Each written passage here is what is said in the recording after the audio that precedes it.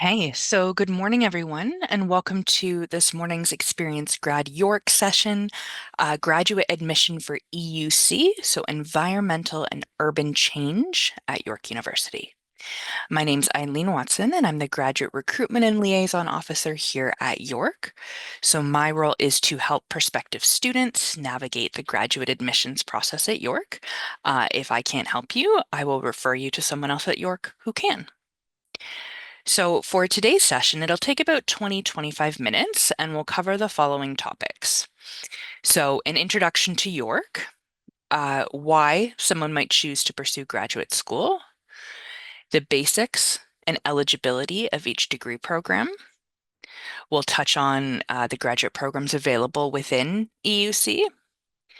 Then we'll move on to finances. So tuition, or how much it costs to pursue a graduate degree, and then financial support in terms of funding and scholarships. Lastly, we'll go over how to apply, when to apply, deadlines, documents, all that sort of thing. So, first up, for those of you unfamiliar with York University, York is the third largest university in Canada. We're located in the heart of the Greater Toronto Area, just a subway ride away from downtown Toronto. Toronto, of course, is the largest and most diverse city in Canada.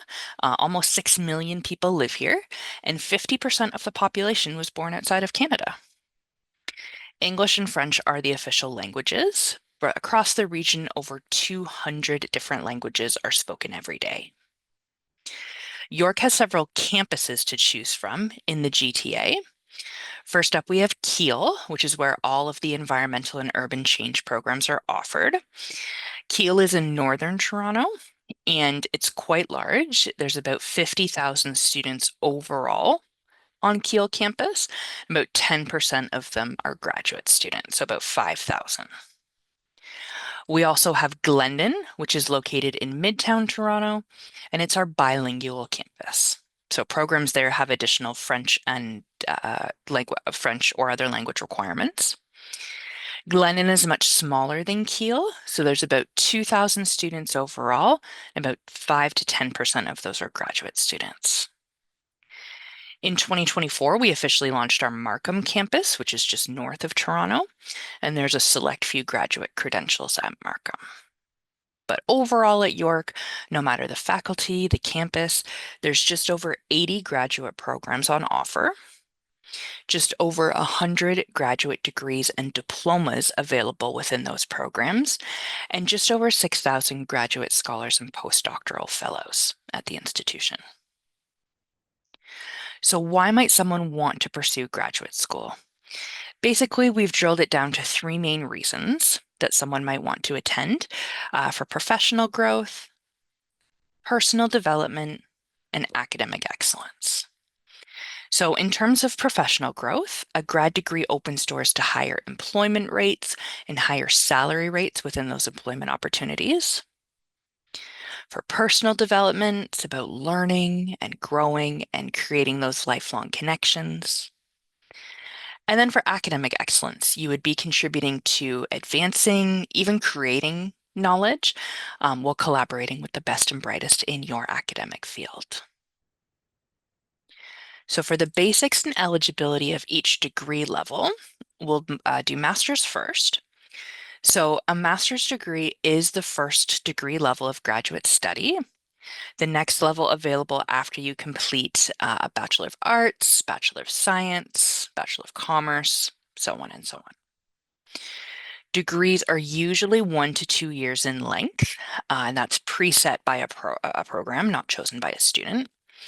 And traditionally, a master's would come in one of three formats: coursework only, major research project, or thesis-based. So for a coursework only program, you're entering the program, you're doing a set number of courses, usually between 8 to 10. And then once you complete those, that's it. You're done, you can graduate. For a major research project based program, you're still doing courses, so usually about 6 total throughout your degree.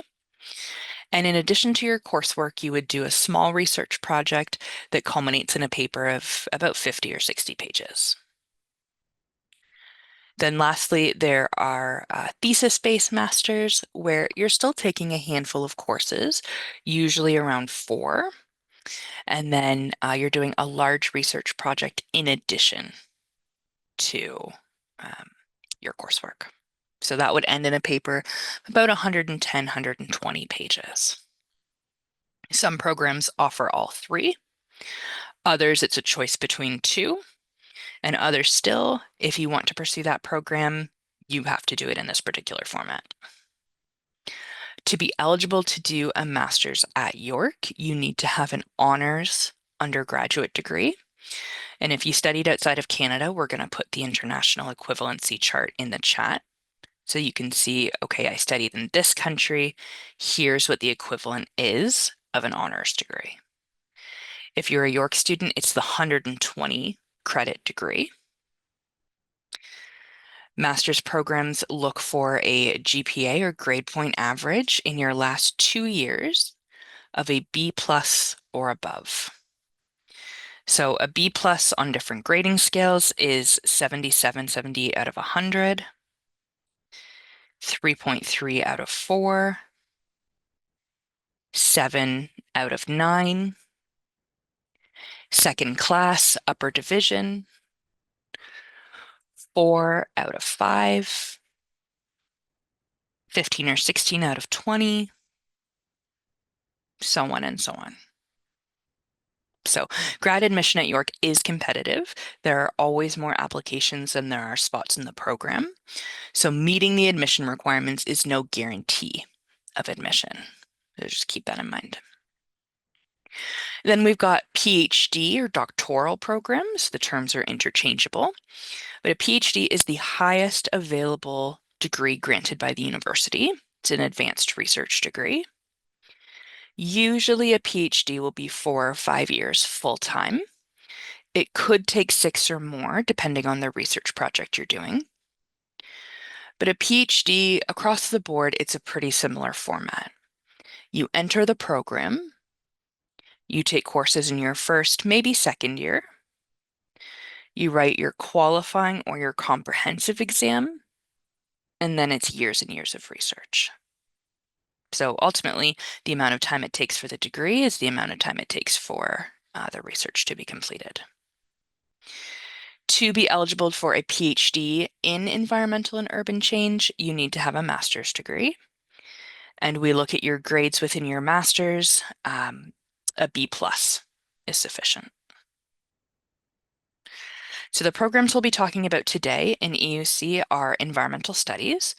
So the regular Masters of Environmental Studies, the Master of Environmental Studies with a specialization in urban planning.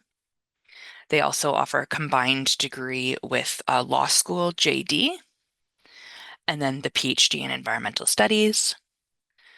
Then geography, both the Master of Arts and Master of Science options, as well as the PhD in geography. So now we'll transition into talking about finances. So we'll talk about tuition or how much it costs to pursue the program, and then we'll talk about financial support in the way of funding and scholarships, which are separate from each other, but both forms of financial support. So before I go into the tuition tables and funding package amounts, I want to give a detailed explanation of what a funding package is. It is a hallmark of graduate studies that funding is available for students to help pursue their degree. So a funding package is money given to you by the institution to help cover the cost of your grad degree. Funding usually fully covers tuition and health insurance costs. And if you are a full-time student in an eligible program, you are automatically considered for a funding package. So that's true of all the programs in EUC. You are automatically considered for a funded spot, a funding package for your program. There's nothing extra you need to do, no supplementary forms, no separate application. It's automatic consideration. If you receive a funding package, the details will be listed in your offer of admission. So it would say, congratulations, you've got a spot in this program. Here's how much money you would receive to come study with us. So first up, I'll do the domestic table of tuition and funding. So tuition for all programs within the faculty is the same for a domestic student. It's $5,200 per year. Now, grad school goes year round, 3 terms per year, fall, winter, and summer. So per term, that's $1,735. The standard funding package for environmental studies is $10,000 a year. This is not money you need to apply for. You don't need to pay it back. It's not based on financial need, and you do not need to work for it. It is simply a grant in the form of a fellowship. So it covers your tuition of $5,200, and it ends up being approximately $400 a month to put towards your living expenses. For geography and then both PhDs, environmental studies and geography, the standard funding package is just under $27,000 a year. So that covers your tuition, and the remainder is for you to put towards your living expenses. The difference between these funding packages and the 10,000 is that these packages include a guaranteed job as a teaching assistant. So your funding package is made up of employment funds from the TA role, as well as grants. So you end up having approximately $22,000 a year to put towards living expenses. If you're wanting to study part-time, it's not like at the undergraduate level at York where you pay your tuition by the amount of credits you're taking. There's only 2 categories at the grad level, full-time and part-time. So there is no funding for part-time study, and tuition is exactly half of what full-time is, so about $2,600 per year or $870 per term. So we've put the links in the chat for tuition if you're wanting more information about that. Now I'll go for international. So both a master's tuition level is the same, just under 20,000 per year, which is 6,600 per term. And the PhD is just under 19,000, which is about 6,300 per term. The standard funding package for the Master of Environmental Studies is about 24,500. So same as for domestic students, it is a package mostly made up of grants, and it covers your tuition with approximately 4,800 left over. Then for geography at the master's level, the standard funding package is 42,500. It's made up of grants and a guaranteed job as a teaching assistant. And then the PhD for either environmental studies or geography, the funding package is just under 42,000 per year. Your tuition comes out of that. The remainder is living expenses. It includes a guaranteed job as a teaching assistant. For both domestic and international, PhD funding is available for 5 full years. And I mean, you may finish before that, but it is a nice buffer to have just in case you need it. Technically, it's the same for international students in that part-time tuition is exactly half of full-time. It would just be very unusual for an international student to study part-time due to visa and study permit conditions. So you can apply for scholarships in addition to the funding package if you wish. Main difference being scholarships you have to apply for, and usually they're based on grades and research ideas. So there's 3 main kinds of scholarships: current student awards, government awards, and external awards. Current student awards you can apply for once you get here. Once you start your program, they're usually between $500 to $5,000. So these are donor awards, and the terms of each are different. So you'd have to have a look. We'll put the link in the chat and you can see, what you're qualified for, what you might like to put an application into, so on and so on. Government awards, either at the federal Canadian level or the Ontario provincial level. These awards can be quite large. So 10, 15, 20, $40,000. They are competitive, they are prestigious, and they require a comprehensive application. They're also due quite early. So, for example, the PhD deadlines for these have passed for fall 2026, and a lot of them for masters are December 1st. So they're not only entrance awards, you can apply in your first year for your second year. So something to keep on your radar for when hopefully you're accepted to your program, and then you can start planning, what awards am I going to apply for in my first year for my second year. Then other external awards not given through the university, through the government, you would apply usually directly to the agency, foundation, corporation that disperses the money. These can be quite large as well, in the multi-tens of thousands of dollars. But it's your responsibility to have a look at the scholarships page, see what you're eligible for, and putting forward an application. We do have application guides on our website for most of the major awards. Then for needs-based financial assistance, York does have bursaries. So the York Financial Assistance, usually no more than $1,000 per year that you can apply for once you're a student. Now, you wouldn't fully pay your tuition, of course, but it certainly wouldn't hurt. You would need to demonstrate financial need in order to apply for those. And then if you are a domestic student who is a resident of Ontario, so a Canadian citizen or permanent resident who resides here in Ontario, you would be potentially eligible to apply for the Ontario Student Assistance Program. Some of you may be familiar with that from your undergraduate studies. It is based on your personal finances, but same as for the undergraduate level, the government will consider you for grants and loans proportionate to your income and your study cost. So next up is how to apply. As of today, applications are open for fall 2026 or September 2026 admission. We'll put the links to where you can view the program, all graduate programs in the chat and see the deadlines. We will go over them on the next couple of slides. For the application itself, just to note that it is in two parts. So part one is the basic application. So you go to the York website, you fill out the very basic application form, should take no more than 20-25 minutes.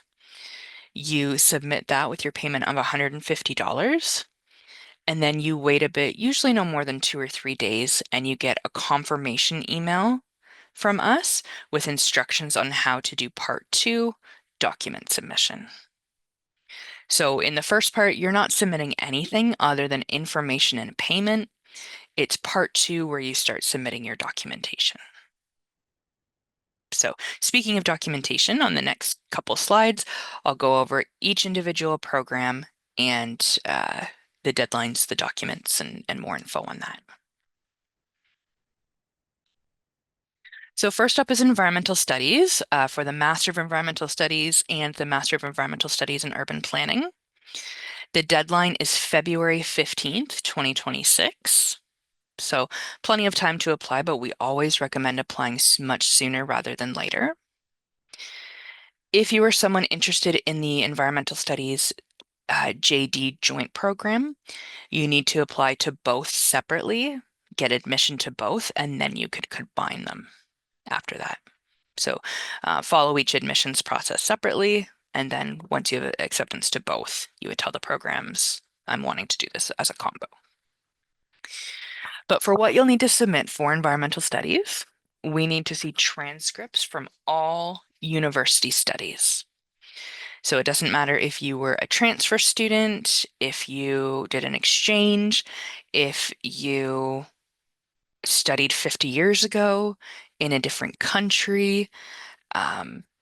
Studies you feel are unrelated to this degree, doesn't matter. We need to see a copy of a transcript from each individual school.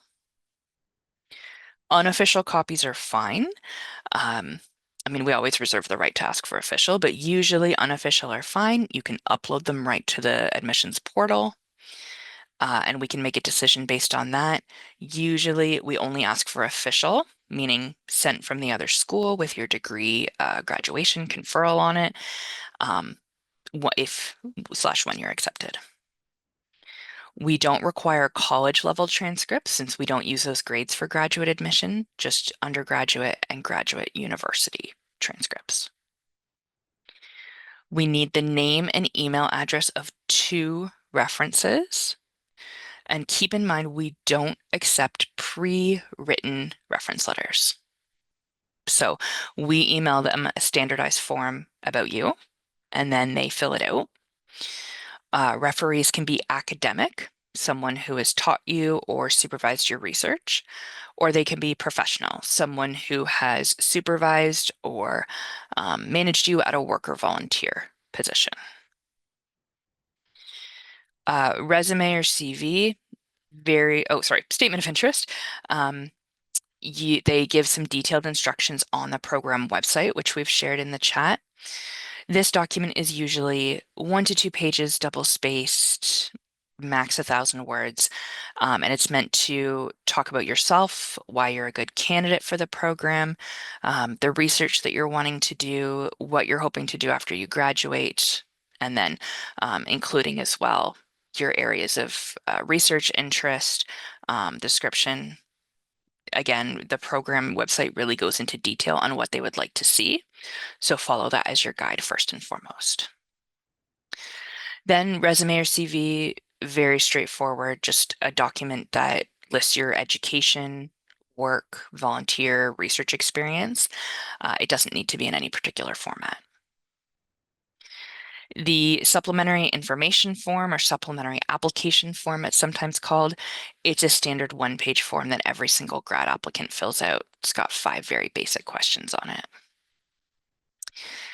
This is something unique to environmental studies, the professional experience form.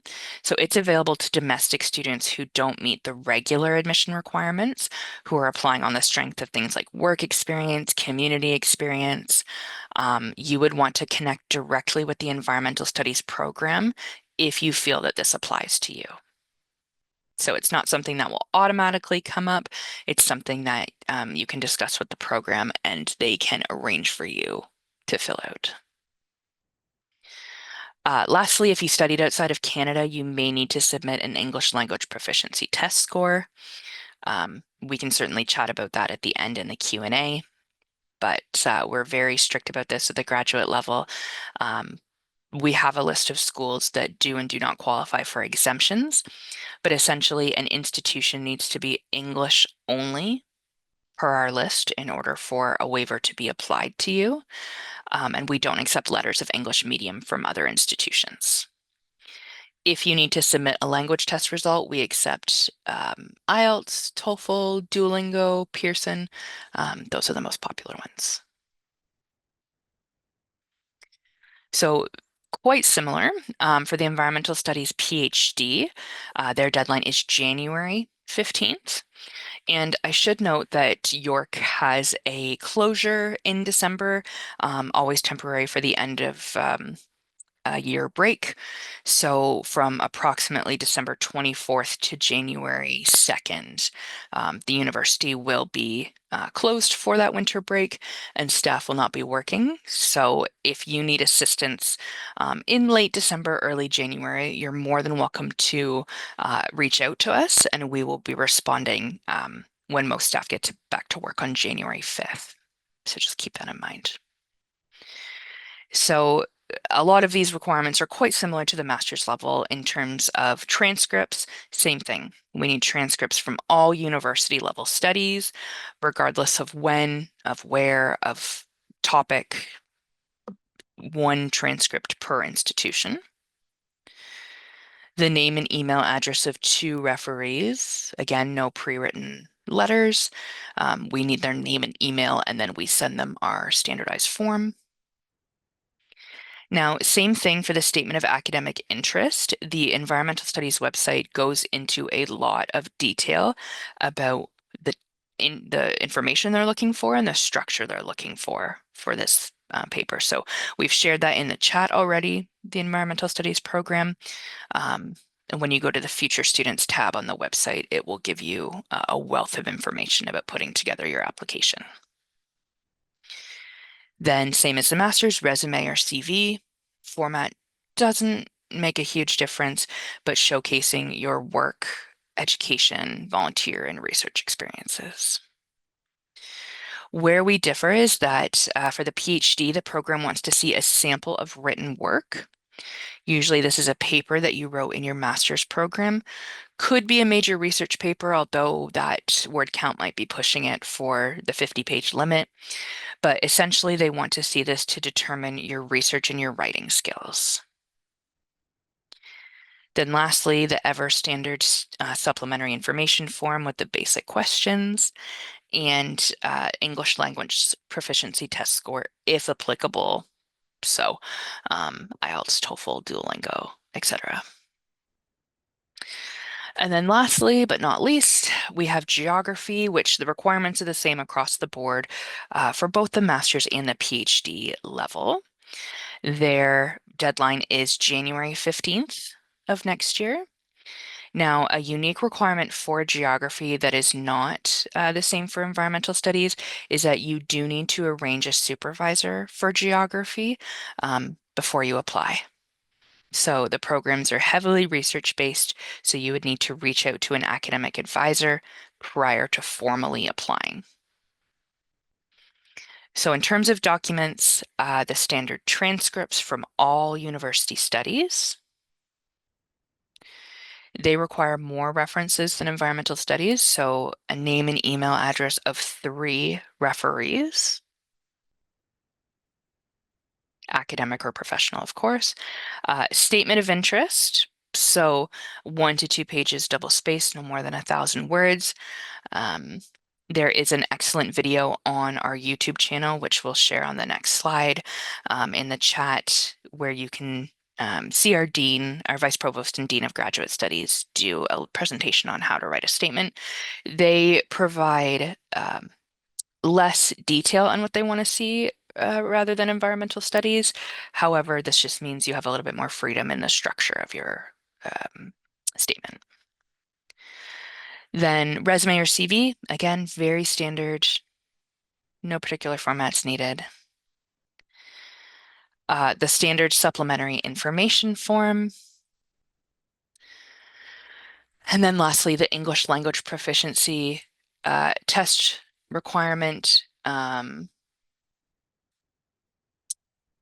Duolingo, TOEFL, IELTS, et cetera, et cetera. Okay, so that's the end of the formal presentation. We do have just a small plug here for our Faculty of Graduate Studies social channels. We'll put them in the chat as well. We have Facebook, Instagram, X, YouTube, and LinkedIn. And again, the YouTube in particular, when I was talking about the how to write a statement of interest video, they're available on our channel. Highly recommend checking that video out. It's about 45 minutes to an hour. And our vice provost and dean goes into lots of detail about what to include in that particular document.